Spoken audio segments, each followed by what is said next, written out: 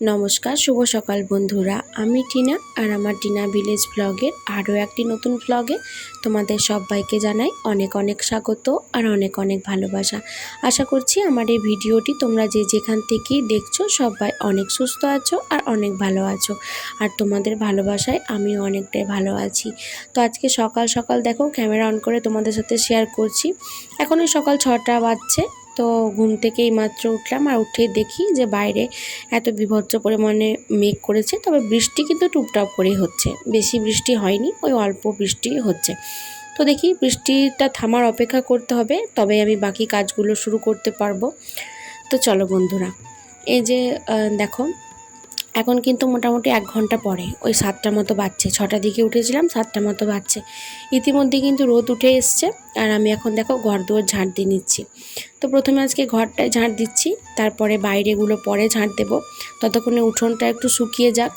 আসলে ভিজা উঠোন ঝাঁট দিতে একটু সমস্যা হয় বলে আমি উঠোনটা শুকানোর অপেক্ষা করলাম কিছুক্ষণ। মানে নোংরাগুলো না যেতে চায় না, প্রচণ্ড কেমন কাদা কাদা হয়ে থাকে তার জন্যই। আর যেহেতু টিপটিপ করে বৃষ্টি হয়েছে, খুব বেশি বৃষ্টি হলে কি হয়, সব কিছু মানে ধুয়ে চলে যায় নোংরা, কিন্তু সেটা হয় না। তো দেখো আমি মা আর বাবুর সাথে গল্প করছি আর এখানে আমার নিজের কাজটাও করে নিচ্ছি। সত্যি বলতে এই ভিডিওগুলো যে আমি কবে শ্যুট করেছি সেটা আমি নিজেও বলতে পারবো না। তো শ্যুট করে রেখেছি অনেকগুলো ভিডিও, কিন্তু ভয়েস ওভার দেওয়া হচ্ছে না আর পোস্ট করা হচ্ছে না দেখে তোমাদের সাথে রোজ রোজ আমি ভিডিও শেয়ার করে উঠতে পারছি না। তো এবার থেকে চেষ্টা করব রোজ রোজ ভিডিও দেওয়ার, রোজ না হলেও একদিন পর একদিন ভিডিও দেওয়ার চেষ্টা করব। তো এই যে দেখো বন্ধুরা, আমি চা বসিয়ে দিয়েছি, ওইদিকে বাইরে কাজকর্ম সব কিছু মোটামুটি কমপ্লিট। আর এখানে দেখো মায়ের জন্য লাল চাটা করে নিলাম আর এখানে আমার জন্য দুধ চা বানিয়ে নিচ্ছি। সকালবেলা 1 কাপ দুধ চা না হলে হয় না। আর এখানে দেখো বাবুর কমপ্ল্যানটাও বানিয়ে নিচ্ছি। তো সেটাও তোমাদের সাথে শেয়ার করে নিলাম। বাবু তো অনেকক্ষণই উঠে গেছে, মানে বাবু আমাদের সাথে উঠে যায়। মোটামুটি আমি যতক্ষণ পর্যন্ত বিছানাতে শুয়ে থাকবো সকালবেলা, ততক্ষণ পর্যন্ত ও শুয়ে থাকবে। আর আমার শুতে শুতে যেহেতু একটু দেরি হয়, কিছু রেকর্ডিংয়ে কাজ থাকে, কিছু নিজের কাজ থাকে, সব থেকে বড় কথা ঘুম আসে না। এটাই হলো বড় ব্যাপার, ঘুম আসে না। ঘুমালে মানুষ অনেক কিছু ভুলতে পারে জানো, কিন্তু আমার ঘুম আসে না বলে আমি অনেক কিছু ভুলতে পারি না, সব কিছু মনেই থেকে যায়। তো দেখো এই যে চাটা খাওয়া দাওয়া কমপ্লিট করে আমি চলে এসেছি আমার রুমটা এবার পরিষ্কার করার জন্য। তো বিছানাটা আমি গুটিয়ে নেওয়ার পরেই কিন্তু আমি আমার রুমটা ঝাঁট দিই, কারণ বিছানা থেকে প্রচণ্ড এটা ওটা ময়লা বের হয়। তো আমি এখন নাইটিটা চেঞ্জ করে নিয়েছি। সারাদিনের মধ্যে কতবার যে আমি নাইটি চেঞ্জ করি তার কোনো মানে ঠিক ঠিকানা নেই। আসলে ওই নাইটিটা একটু নোংরা হয়ে গেছিলো, তাই ওটাকে চেঞ্জ করে নিলাম। আর তারপরে দেখো এখন আমি গরম জল করে নিয়েছি আর সমস্ত জামা কাপড় কিন্তু আমি ভিজিয়ে দিচ্ছি। অনেক দিন পরে আমি গরম জল ব্যবহার করলাম। আর হ্যাঁ, তোমরা হয়তো ভাবতে পারো যে আমার ভিডিওটা দেখে যে এবার পাগলের মতো কেন এত লিপস্টিক মেখে বসে আছে। সত্যি বলতে আজকে বিকালে একটু বাজার যাব, মানে আমাদের গ্রামেরই দোকান আছে, তো সেই দোকানে যাব, একটু লিপস্টিক টিপস্টিক কিনতে যাব, এটা ওটা পুজোর জন্য কিনতে যাব। তো আমি সেট দেখছিলাম যে আমার কোন কোন শেডে লিপস্টিক আছে আর কোন কোনগুলো নেই, সেগুলো আমার আর কি দরকার, তো সেটা দেখছিলাম। তো কালকে মাথায় স্নান করেছিলাম, স্পা করেছিলাম। তো কালকে তোর চুল শোকায়নি, ওই স্নান করতে করতে 3টে বেজে গেছিলো। তার জন্য আজকে একটু রোদ্দুরে বসেছি যাতে করে চুলটা শুকিয়ে যায়। গলায় একটু হালকা হালকা ব্যথা করছে, তাই ভাবলাম একটু রোদ্দুরে বসলে চুলটাও ঠিক হয়ে যাবে। আর এখানে দেখো অনেকটা পরিমাণ কালো জিরে নিয়ে এসেছিলো, তো কালো জিরের মধ্যে না মাটি মাটি লাগছে কেমন, জানি না এবার একটা কেন ভালো নয়, বাজার থেকে নিয়ে আসা হয়েছে জানো তো, তবুও কেন জানি না কেমনই লাগছে, কালো জিরের মধ্যে মনে হচ্ছে যেন বালি বালি আছে। তো সেটাই মা আর কি চশমা পড়েছে দিয়ে বাড়ছে। আর এখানে দেখো মুড়ি খাওয়ার জন্য আমি আলু তরকারি বানিয়ে নিচ্ছি আর পেঁয়াজ আর শশা নিয়েছি। তো সবাই মিলে মুড়িটা খেয়ে নেব, তারপরে কিন্তু আমি রান্নাবান্না করব, আর রান্নাবান্না করার পরে কিন্তু আমি স্নান করব। তো দেখো যেহেতু বাসি কাজকর্ম করেছিলাম, তারপরেও নাইটিটা চেঞ্জ করার পরেও কিন্তু আমি অনেক বাসি কাজকর্ম সেরেছি, যেমন বাসন ধুয়েছি, জামা কাপড় কেচেছি। তো সেইগুলোর জন্য আমাকে কিন্তু আবার নাইটিটা চেঞ্জ করতে হয়েছে। নাইটিটা চেঞ্জ করে নিয়ে আমি কিন্তু যেই ধোয়া বাসনগুলো ছিল সেগুলো একটু গুটিয়ে গাটিয়ে রাখছি। তো আবার রান্নার কাজে এক্ষুনি ব্যবহার হবে বলেই আর কি মোটামুটি গুছিয়ে নিলাম। আর দেখো একদিকে রান্না করছি আর একদিকে কিন্তু আমি আমার বিছানাটাকে একটু ক্লিন করে নিচ্ছি। বারবার করে বিছানাটা ঝাড়তে হয় যেহেতু বাড়িতে ছোট বাচ্চা রয়েছে তার জন্য। আর এই মাত্র দেখো জামা কাপড়, কাঁচা জামা কাপড় যেগুলো রোদ্রে শুকাতে দেওয়া ছিল সেই সমস্ত কিছু শুকিয়ে গেছে। আর সেগুলো তুলতে গেছিলাম বলেই কিন্তু আমি মাথায় এরকম ঢাকা দিয়ে আসি। কারণ এত বিভৎস রোদ আমি আর মানে তাকাতে পারছি না আর কি, তার জন্য মাথাতে ভালো করে ঘোমটাটা দিয়ে আছি আর সেটা নিয়েই তোমাদের সাথে ভিডিও করছি। দেখো এতগুলো জামা কাপড় এই মাত্রই ভাঁজ করলাম, আবার দেখো এতগুলো জড়ো হয়ে আছে। মানে কত জামা কাপড় যে আজকে কাচাকুচি করেছি তার কোনো ঠিক ঠিকানা নেই। আসলে রোজ রোজ কাচাকুচি আমি করতে পারি না, কিন্তু যেদিন করি সেদিনকে কিন্তু অনেক কেচে নিই, মানে পুরো 2 বালতি 3 বালতি মোটামুটি হয়েই যায় আমার। আর সে কাচাকাচি করতে যেয়ে আমার 1 ঘন্টার উপর সময় লেগে যায়।